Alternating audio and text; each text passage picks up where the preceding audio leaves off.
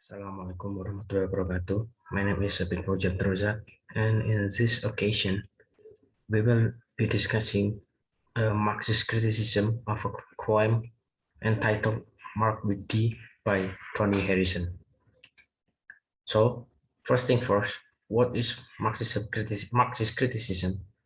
Uh, Marx proposed a new way of looking at and reading a cultural or literary text, which really places them into the societal context in which they were created.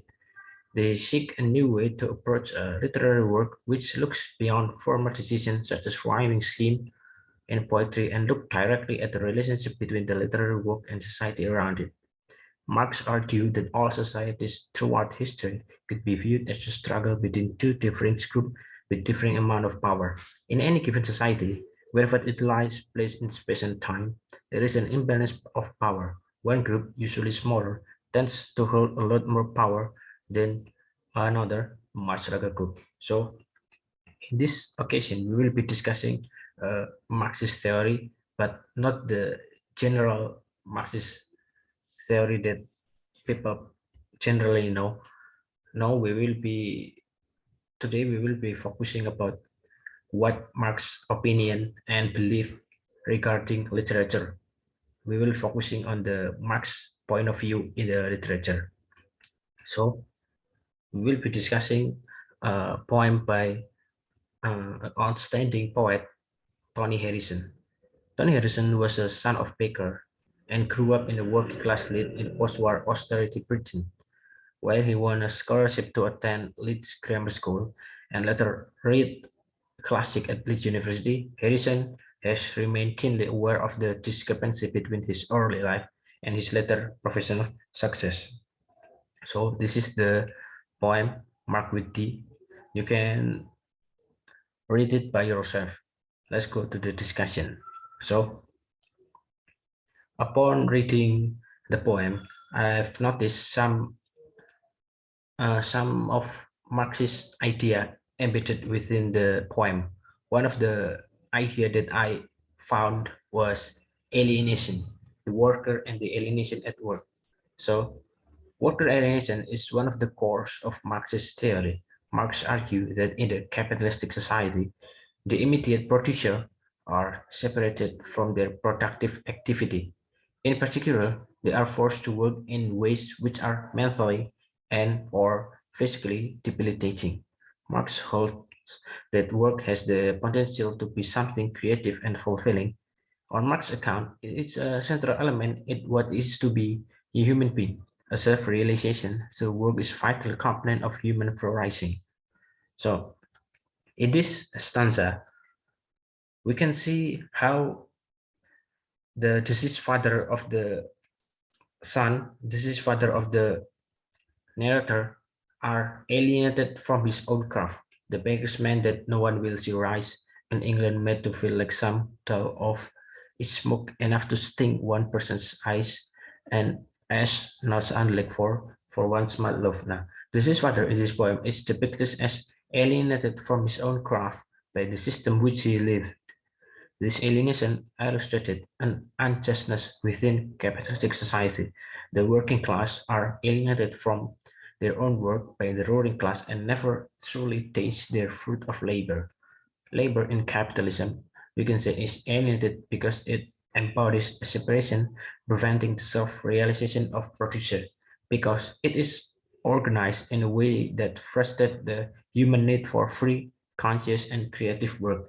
So the baker doesn't really have a choice, like the way he the way he live in the society doesn't truly the way he wants to live, because he was kind of forced to be in that profession because he doesn't really have a real choice. Besides that, another fundamental another core Marxist idea was that, and this quote is probably the most misunderstood of all time. Marx say that religion is the opium of the people. It does not quote to attack religion, but it's just merely describing what happened in that time. So Marx called religion the opium of the people, in that religion was not only used by those in power to oppress the worker, but also made them feel better about being oppressed when they couldn't afford real opium. The deceased father had been enduring a hardship throughout his life, and his only comfort is his belief that he will join his wife in heaven someday. In this stanza, we can see how religious and belief of the father, and it is a critic by the narrator for the father and the society as general. So the bourgeoisie having control to almost of all facets society, the bourgeoisie will exploit people's faith in order to manipulate them. That is futile or pointless to pursue a worldly life, and people should instead be focusing to the afterlife. We can see in this poem that his son doesn't really believe the afterlife because, like, he's a Marxist probably. And the conclusion is this poem gives us a glimpse of how someone from a working class live his life. He cannot catch a break because of all his life he was being exploited, and most likely he does not even realize it. The son laments his father's death and feels sad because his father's life was never easy. This is his father clings on the only hope he has, that is to be reunited with his wife.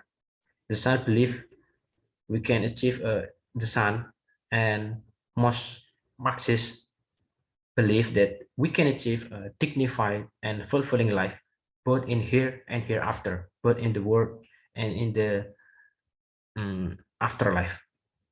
But the bourgeoisie has been successfully created a belief that happiness can only be achieved after death, and the suffering in the world is as normal as it should get. They are kind of like justifying their oppression and exploitation using people fights. It's kind of horrible, that they are using and exploiting people's faith for their own gain. So in conclusion, this poet is about how the son laments his father's death, and how he doesn't really believe that happiness can only be achieved in afterlife. We should. It is possible to realizing that life can be meaningful in both here and hereafter. Uh, that's all from me. Thank you so much for listening. Wassalamualaikum warahmatullahi wabarakatuh.